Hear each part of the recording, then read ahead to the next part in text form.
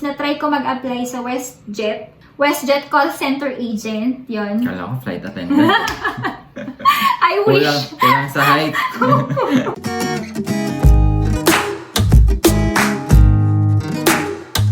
Hey guys, welcome back to my channel. Thanks for tuning in. For those that are new to my channel, please don't forget to click on the subscribe button. This video is all about finding a job here in Canada, the application process for finding a job, the hiring process or the interview process, and the actual work life here in Canada. So siya po ay nasa fast food industry. Tama ba kami industry?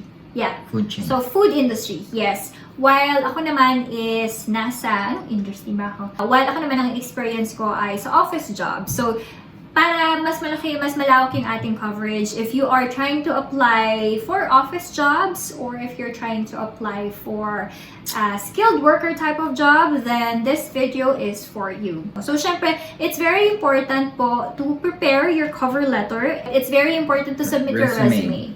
Yes, and I will have a separate vlog about Canadian format for resume and cover letters. Basta yun, you have to prepare your resume and make sure that your resume is in accordance doon sa posisyon na a-applyan nyo. Okay? So make sure yung mga experiences nyo is in line, duties and responsibilities na nagawa nyo is in line doon sa a-applyan nyo. Kasi kung may resume kayo, napakaraming work experience nyan, but then wala namang related doon sa ina-applyan nyo, then what are the chances of you getting hired? The easiest way and yung sikat naman, naman talaga normal way na of applying is online. So, una namin ginawa is applying online sa Indeed, Indeed.ca, Glassdoor, ZipRecruiter, directly sa mga websites ng mga companies. Medyo mahirap lang kasi ang tagal ng response time nila online. I will let you know why. Dahil ako po ay nasa HR industry din. So I was a former recruiter, well, up until now.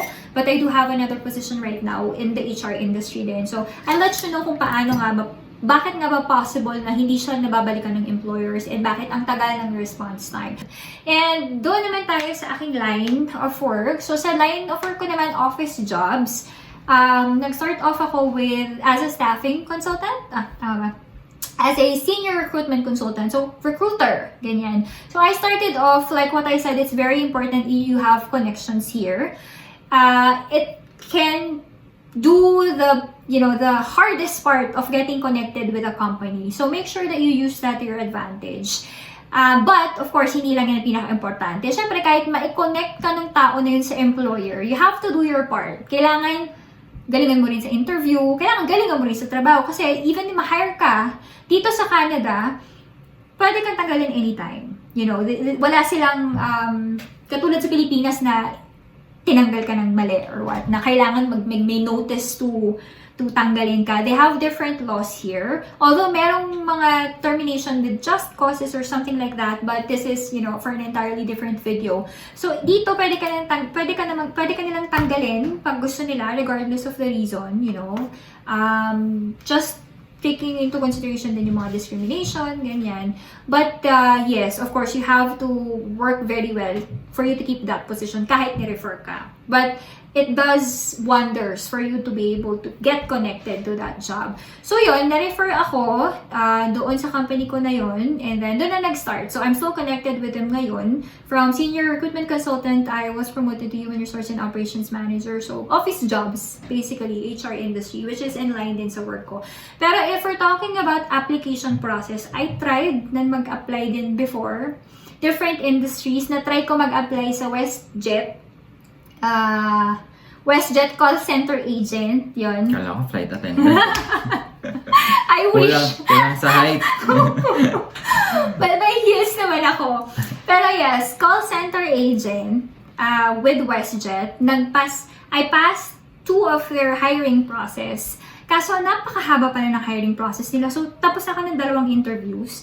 May computer assessment din, ganyan. Yung 3rd step nila is parang group meeting with everybody else, ganyan. Tapos networking, ganyan. Kaso, unfortunately, due to COVID, yun na yung mga COVID period nag-stop sila ng kanilang hiring process. Yun. So, until now, I don't know, parang hindi na rin sila wala na, I haven't heard back from them. Pero okay sanang opportunity yun kasi work from home siya. But that was minimum wage then, $15 per hour, 40 hours per week. And then, I also tried applying sa CDI College as an admissions director. So, office din to ha. So, the interview medyo, ano bang tawag dun?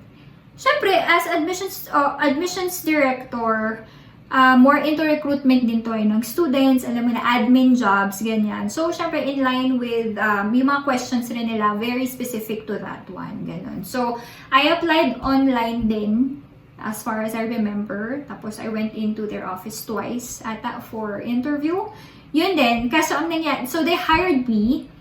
Ang sweldo is, actually, malaking sweldo nila, hindi ko na maalala. Salary rate siya per month, ha. Hindi ko na maalala, pero natuwa ako nun. Kasi even part-time, malaki yung salary na offer nila sa akin. Kaso ang ginawa ko, umuwi po akong Pilipinas. So yun, akong Pilipinas ng summer. Kasi Miss ako eh. hindi pa approved yung pamilya ko, yun. Yung anak ko po. So, Ako yun, di ba? yung panganay. Yun. So, sayang yung opportunity. Until ngayon, medyo nanghihinayang ako. Kasi ganda rin ang posisyon eh, benefits nila and yung sweldo rin, ganyan. But of course, okay yung hiring process nila eh. They really, hindi naman sila very, sa experience mo na kailangan doon ka na rin. Although, ang ginawa ko kasi is nirelate ko yung experience ko, in-emphasize ko kung ano yung medyo may similarities, ganyan. Dealing with admission siya, so school siya. So, student ako. So, sinabi ko na may mga resources ako, may connections ako with students who might be possible students, and may information ako about classes, life here in Canada, and may recruitment experience ako, may management experience, operations, ganun. So, it's really up to you on how you position yourself na kaya mong gawin yung trabaho. Yun. And hindi naman sila mahanap ng expert actually, as long as alam nila na you're willing to learn. Oo, parang isa yun sa, of course, any company naman they want someone who's willing to learn. Because, evolving ang times ngayon, so you have to be innovative as well and learn. And then isa pa, may dalawa akong in-applyan. Sales role naman ito. Ganyan. Na-hire din ako noon. Twice. Kaso nga lang, doon ko lang nalaman na commission-based pala yun. Yan, before. So, hindi ko na siya tinanggap kasi nga, commission-based eh. And, I wanted to go with a basic salary. Alam mo na yun. Tsaka, baka magkaroon ng, pag commission-based ka, tapos you can only work 20 hours. Baka magkaroon ng issue sa study permit ko. So, hindi ko rin So, sila, yes, entry-level positions, mga sales consultants, okay sa kanila. Without experience, okay din sa kanila. Basta, very conversational ka. And, you can work with a team. Yun. Yun lang ang pinaka-hinahanap nila. Yeah, since commission-based naman siya, so you can try it out. Yun yung mga trabahong na try kong applyan. And ngayon, of course, ngayong full-time na ako, and I can work 2 or 3 jobs or whatever as long as kaya ng ko. I have recently tried applying online. So yun pa rin po, if you want to find a job, build your profile sa LinkedIn.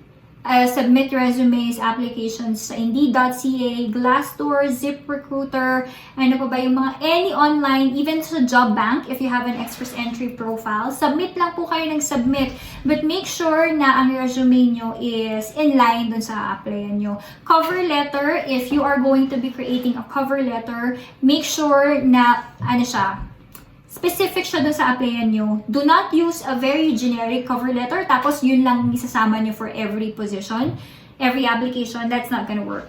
Kailangan ng cover letter specific doon sa company and sa position na tina-target mo. And yun nga, very important resume. So, ito in line to doon sa ang tagal niyang tawagan, for example, sa McDo, sa Walmart, ganon. Kasi ang iba pong company, meron silang iba-ibang processes ng hiring, di ba? Merong ibang company manual, katulad ng sa amin, nire-review namin lahat ng resumes na pumapasok. Pero sa bigger companies, sa dami po ng applicants sila, meron silang tinatawag na applicant tracking system. So this is an automated software na. So etong system na to, tinatrack niya lahat ng pumapasok na electronically. And then may nakaprogram na doon. For example, ito yung types of applicants na kukunin namin. So, yung system, ini-scan niya yung words na nasa resume nyo or experiences or qualifications. For example, recruiter. Ang hanap nila recruiter, di ba? So, ang usual job duties and responsibilities ng recruiter, interviewing, recruiting, posting, job sourcing. So, yun yung mga keywords na hahanapin nila sa resume. And if you don't have that in your resume, for example, or kulang doon sa sinet ng company sa applicant tracking system, hindi ka po ma-forward sa real person. So, kumbaga hindi ka na agad na shortlist. Basura agad. Yes. So, yun yung medyo pros and cons of getting an applicant tracking system. Una, it helps sa recruiter, di ba? Kasi napapadali yung trabaho. But then again, nawawala yung personal touch niya. Kasi even if you are qualified for that position, and ako nararanasan ko rin yan ngayon. So, nire-revise ko rin yung resume ko to make it more specific dun sa ina-applyan ko. Kasi, ang system, kahit ang dami mong nilagay dyan, pero hindi tugma doon sa hinahanap ng company and doon sa pre-profile nila kung paano mag-work yung ATS nila, hindi ka ma-forward sa recruiter for the interview stage. So, yun lang. Please keep in mind na merong mga ganong companies. And, minsan ang ginagawa ko, yung job description nila sa website, sa posting nila, yun din yung wino-work around ko doon sa application ko. Kasi for sure, yun ang kanilang hinahanap eh. Yun. So, possible, kunyari, submit kayo ng resume nyo, walang nagre-respond sa inyo, hindi kayo tinatawagan, hindi kayo nasa shortlist, and lahat puro refusal ang nare-receive yung emails. So, it's possible na qualified naman kayo, pero hindi lang kayo napupunta sa shortlist ng mga companies na yun. So, you can also take that into consideration. Kaya minsan, mas maganda if you walk in, for example, you pass a paper, or magpa-refer po kayo sa mga kakilala nyo doon sa companies. Or, one tip is go to LinkedIn, add nyo po yung mga recruiters from those companies, meron sila sariling profile, and then connect with them there. You know, it's okay, there's no harm in trying as long as hindi mo naman sila hinaharas or anything like that. You can let them know na, hi, can I submit an application directly? They will let you know if willing sila to accept or if they will refer you to apply to a company website. So may mga ganon, strategize lang talaga, build your connection, and yun, I'll do a separate video on how to make a very good cover letter and a Canadian format resume, which is very important. Yan. Sweldo naman sa office jobs, depende rin siya sa industry. So, meron ako mga in-applyan na specific na minimum wage, yes. But of course, like for example, for professional positions, like recruiter, merong mga starting salary.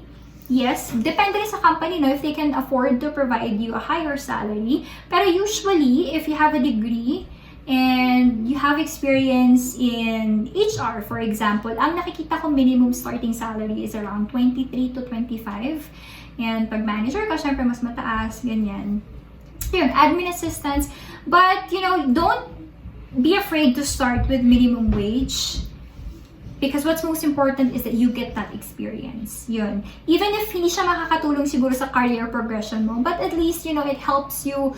Pag bago ka pa lang dito, alam mo na kung paano yung galawan ng mga trabaho dito. You build connections, which is most important, I guess, when looking for a job and preparing your career. Yun! Sweldo. Yun nga. Sweldo ko is around, nasa ganun, nasa 23-25. Hulaan nyo na lang po. Hulaan nyo na lang. Yes. Kasi lugi-lugi ako sa sweldo ko. Baka pag nalaman nila, ang position ko is Human Resource and Operations Manager for a staffing and immigration company. Tapos yung sweldo ko. Under, ano may tawag doon? Overworked, underpaid, yes. Wala, but yes, and then, benefits. May benefits ba kayo? Wala. Yun. Depende rin sa company. Minsan may mga benefits ng company like health and dental insurance, mga extended insurance. Pero alam nyo guys, ang kinaganda dito sa Canada is you're not limited to just one employer. Yun. Hindi katulad sa Yun, Pinas. dito maaari ka magtrabaho kasi nga, ang laki ng maiipon mo rin. Kung sa Pilipinas, you're in contract with an employer, isang full-time job ka lang, ganyan.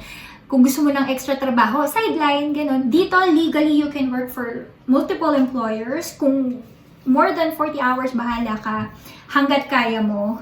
But, of course, yun, sa line of work mo pwede. Sa line of work ko, depende naman. If same industry, for example, if I'm gonna work for another recruitment company, syempre yun, conflict of interest yun. Kasi meron kaming applicants, may clients kami, staffing company, ganun. So yun, medyo may conflict of interest. Pero, if I wanted to stay in my position and then kunin ako ng sales job or admin assistant or mag-start ako sa WestJet or mag-fastfood din ako, then pwede. Walang pinagbabawal doon. And employers are required na actually nasa law na they have to accommodate. They would have to try accommodating your schedule. For example, like sa akin, student ako, diba? So, priority ko here is school. So, they have to try to accommodate my schedule. Ganon. So, same as with other companies din naman, no? They have a duty to try to accommodate kung ano man yung kailangan mo sa work, for example, ganyan. Yun. So, madali naman dito, yes.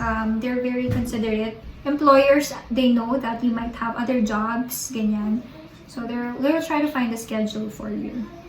We've given hopefully very important information. At least you would have an idea of how it is here in Canada. So if you have any other questions about job, finding work here, we'll try to make more vlogs about it. And you are free to connect with me for any questions, clarifications, or suggestions. That's it, guys. Thanks for watching. Bye. Thank you. Bye-bye.